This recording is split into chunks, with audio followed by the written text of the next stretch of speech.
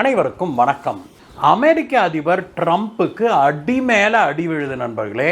அவரும் எப்படியாவது தான் தான் உலகத்தில் ஹீரோன்னு ப்ரூவ் பண்ணிடணும், தனக்கு நோபல் பீஸ் ப்ரைஸை வாங்கிடணும்னு என்னென்னமோ படி பார்க்குறாரு. தலைகீழாக நின்று தண்ணி குடிச்சு கூட பார்க்குறாரு. ஆனால் எதுவுமே ஒர்க் அவுட் ஆக மாட்டேங்குது. அதுலேயும் குறிப்பாக இந்தியா தொடர்பான விஷயங்களில் அவருக்கு அடி மேலே அடியாக விழுந்திருக்குது. அதனுடைய வெளிப்பாடாக நேற்று ட்ரம்ப் என்ன பண்ணியிருக்கிறாரு தெரியுமா?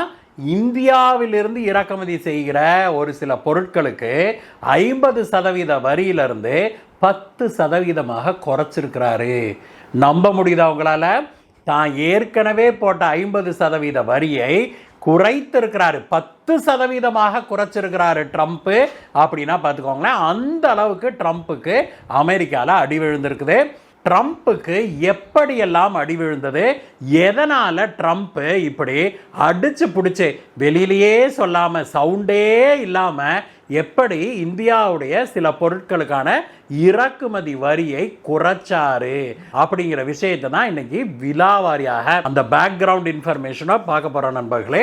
இந்த தகவல்கள் உங்களுக்கு இன்ட்ரெஸ்டிங்காக இருக்குதுன்னு நினச்சிங்கன்னா நம்மளுடைய சேனலை தொடர்ந்து பார்ப்பதற்கு கீழே இருக்கிற சப்ஸ்கிரைப் பட்டனை தட்டுங்க. பக்கத்திலே இருக்கிற பெல் ஐக்கனை தட்டிட்டு ஆல் அப்படிங்கிற ஆப்ஷனை கிளிக் பண்ணிங்கன்னா நாம் போடுகிற இது போன்ற சூப்பர் இன்ட்ரெஸ்டிங்கான அனாலிசிஸ் எல்லாம் உங்களை வந்து சேரும். வாங்க நண்பர்களே, வீடியோவுக்கு போகலாம்.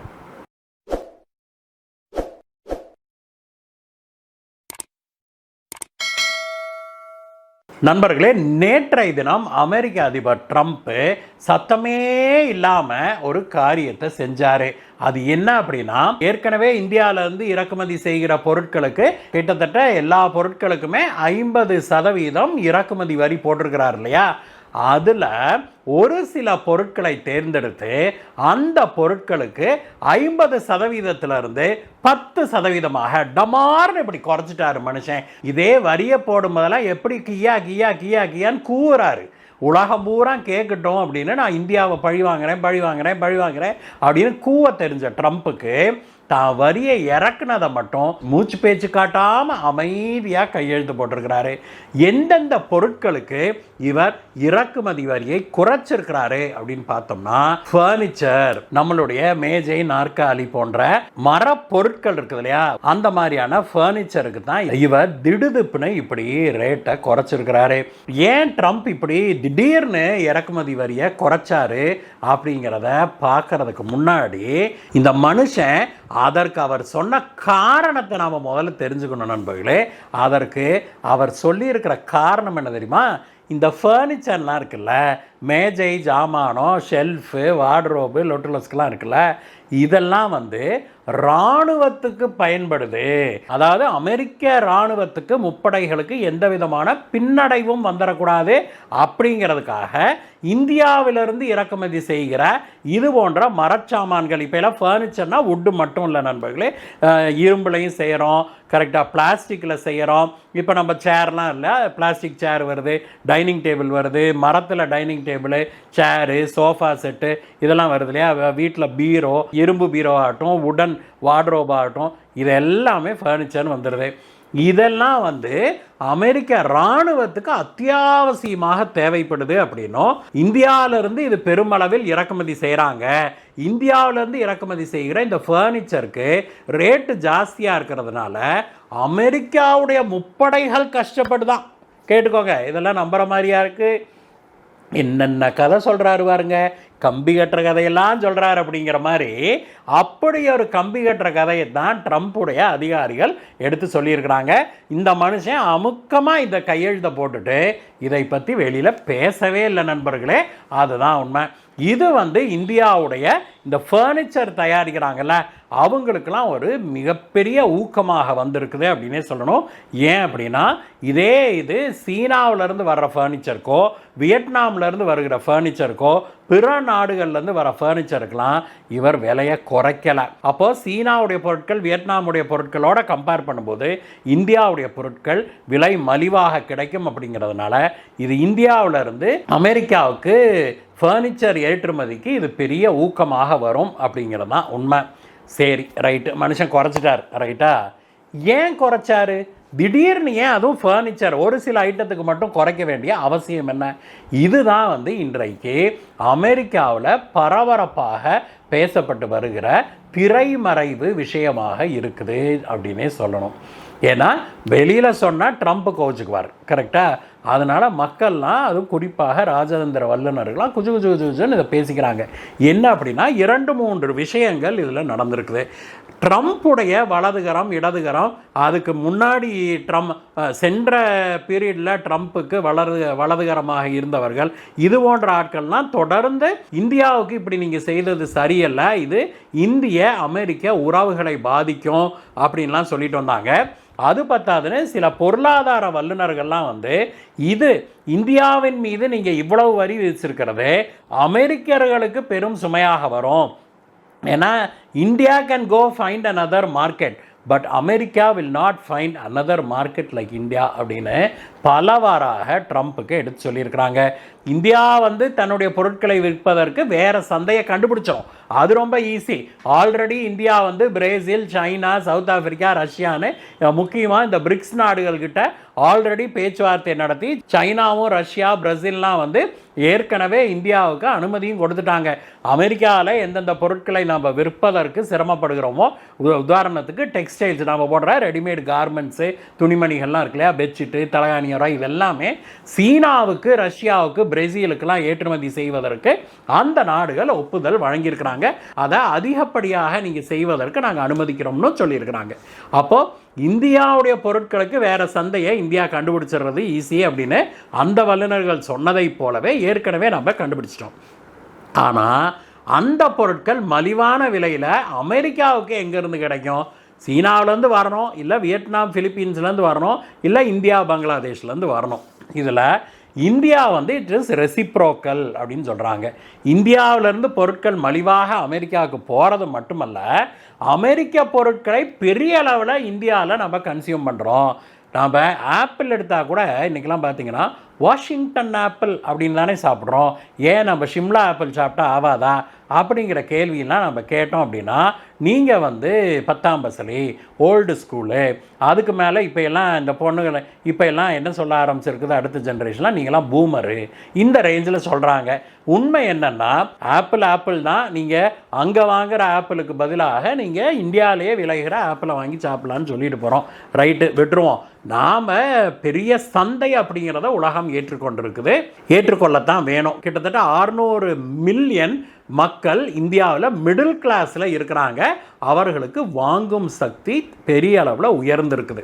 அதனால் இது ஒரு மிகப்பெரிய market, world's biggest free market அப்படின்னு கூட சொல்லலாம். சீனாவில் இதே போல் பெரும் ஜனத்தொகை இருந்தாலும் கூட அவங்க இவ்வளோ ஈஸியாக அதை ஒரு ஃப்ரீ மார்க்கெட்டாக அனுமதிக்கிறது கிடையாது. அப்படிங்கிறதுனால இந்தியா தான் வேர்ல்ட்ஸ் பிக்கஸ்ட் ஃப்ரீ மார்க்கெட் அப்படின்னே சொல்லணும். இந்த ஒரு வாய்ப்பை அமெரிக்க நிறுவனங்கள் இழந்துட்டாங்க ட்ரம்ப்பால் அப்படின்னு பலரும் கம்ப்ளைண்ட் பண்ணிகிட்டு இருந்தாங்க இல்லையா. அதையெல்லாம் ட்ரம்ப்பு காது கொடுத்து கூட கேட்கல. ஆனால் சில தினங்களுக்கு முன்பு அமெரிக்காவுடைய பாராளுமன்றம் அப்படின்னு அழைக்கப்படுகிற காங்கிரஸ் இருக்குது இல்லையா, அதில் இருக்கிற செனேட் மெம்பர்ஸ் 19 பேர், அதாவது நம்ம ஊர் எம்பி மாதிரின்னு வச்சுக்கோங்களேன், அமெரிக்காவுடைய 19 எம்பிக்கள் செனேட் மெம்பர்ஸு ட்ரம்ப்புக்கு ஒரு லெட்டர் ஒன்று எழுதுகிறாங்க. அவங்க 19 பேரும் கையெழுத்திட்டு அவங்க தெளிவாகவே இந்தியாவின் மீது நீங்கள் எடுத்திருக்கிற நடவடிக்கை நியாயமற்றது, இதில் வந்து இந்தியா எந்த அளவுக்கு பாதிக்கப்படுதோ அதை விட பன்மடங்கு அமெரிக்கா தான் பாதிக்கப்பட போகுது. உலக அரங்கில் இன்றைக்கு இந்தியாவுக்குன்னு தனி செல்வாக்கும் மரியாதையும் பொருளாதார பலமும் இருக்குது.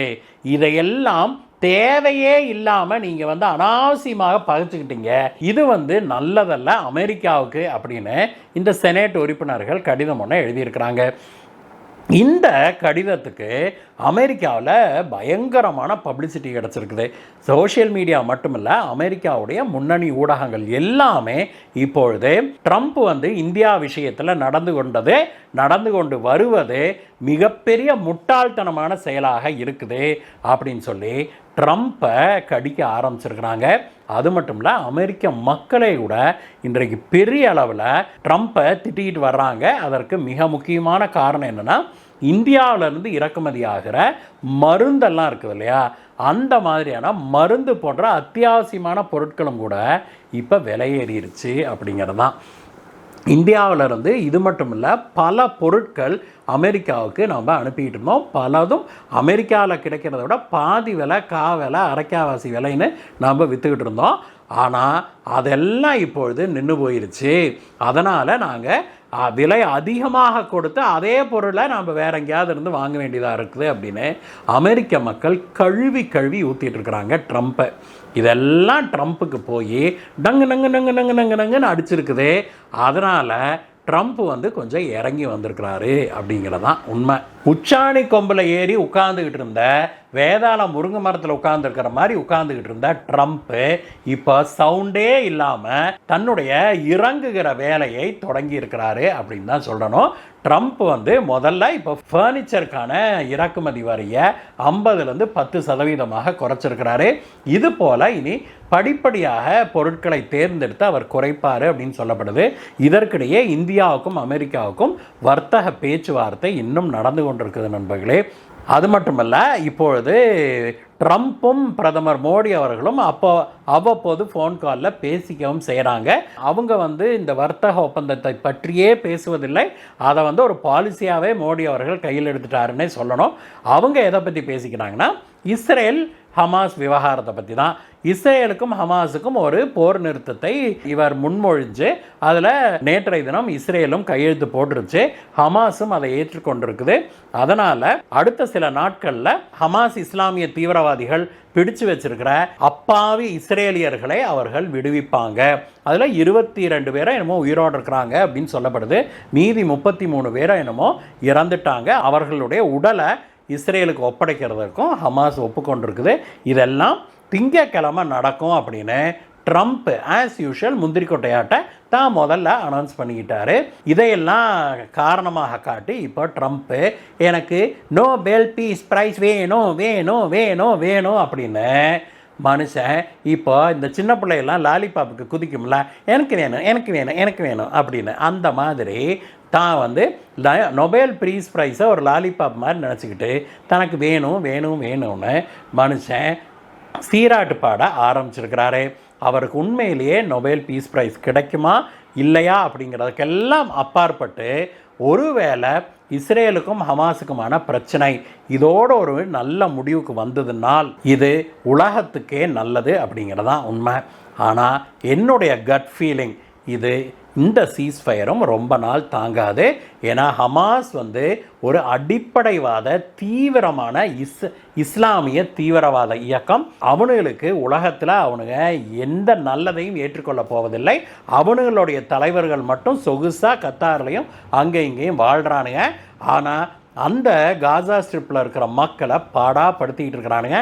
அது மட்டும் இல்லை, அவங்களோட ஐடியாலஜியே நான் நேற்று சொன்னது போல் இப்படிப்பட்ட அமைதி ஒப்பந்தங்களுக்கெல்லாம் எதிரானது தான்.